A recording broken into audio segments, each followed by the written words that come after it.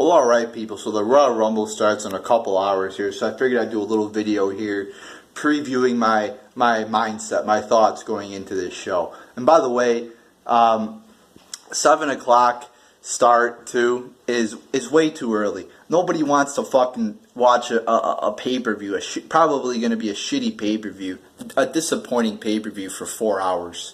That's just way too long.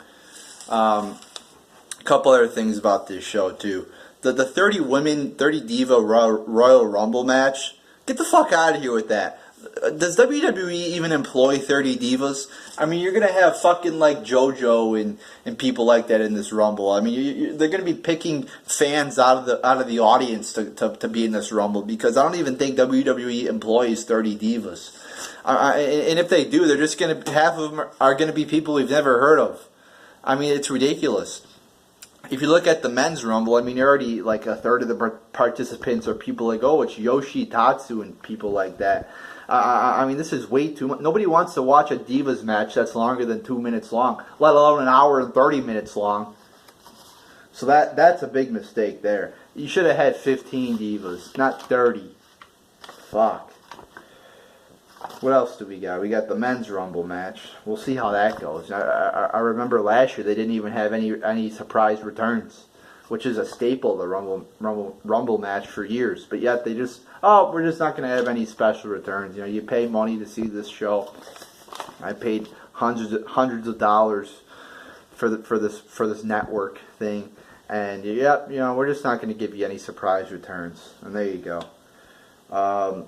We got a lot of tag team matches on this show for some fucking reason. I count 1, 2, 3, 4 tag team matches, really? I mean, tag team matches in this company are so terrible. They're unbearable. I can't watch them. I pretty much fall asleep. So I'm probably going to be drinking a lot of cups of coffee tonight. We got Kane, too, which I ranted about on Raw. In my Raw review, Kane in the main event. Are you kidding me? A 50-year-old grandpa in the main event? You couldn't find anybody else. You couldn't find a younger talent who's actually in their prime. Somebody who wasn't actually, you know, relevant in the 90s before I was born.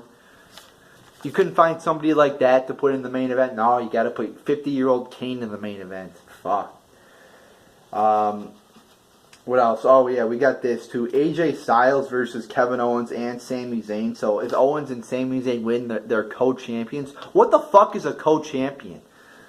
What the fuck? You know, like, I'm thinking, you know, next week's the Super Bowl between the Patriots and the Eagles. You're not going to have, oh, it's just co-Super Bowl champions. No, you get one winner's determined, not two. And by the way, too, the thing that they did Raw 25 the week before the Rumble, so therefore there was pretty much zero build to one of the biggest pay-per-views in WWE. Probably the number 2 pay-per-view gets pretty much no build. Very bad timing on WWE's part there. Yeah, and so I'm not looking forward to this pay-per-view because, as we saw on Monday, when you set your expectations high, that's your biggest mistake. Whether it's WrestleMania, whether it's the Royal Rumble, whether it's whatever with this company, you make a big mistake when you set your expectations high, because WWE never fulfills them. They always disappoint. They got one of the shittiest creative teams I've ever seen in my life, because the storylines are just terrible. So I made the mistake on Monday of setting my expectations high for that show.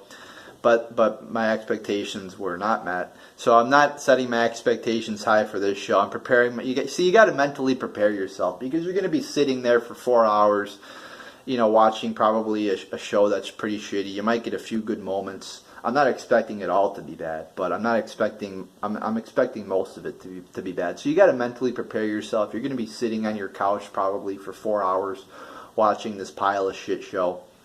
So you gotta come in with that mindset that you're not gonna enjoy yourself probably. So yeah, I'm not looking forward to it. But we'll see how it goes. You know, maybe it will be good. Maybe they'll surprise me and it will be good, but I'm not looking forward to it. Another thing I wanted to bring up too is there are no gimmick matches. There's no TLC matches or Extreme Rules or no disqualification matches Wow, surprise there. Thanks, WWE, for spicing it up. You know, like when you cook a steak, you gotta add a little salt and pepper and garlic to it. But no, WWE just gives us that bland steak. They don't spice things up a little bit for us. So we'll see how this show goes. I am not looking forward to it. The one good thing, I guess, you know, people say I'm negative a lot, but I mean, it's hard to be positive with this show. But one positive thing is Roman Reigns is not in the WWE title match. So that is one good thing about this show. Like I said, not looking too forward to it, but we'll see how it goes.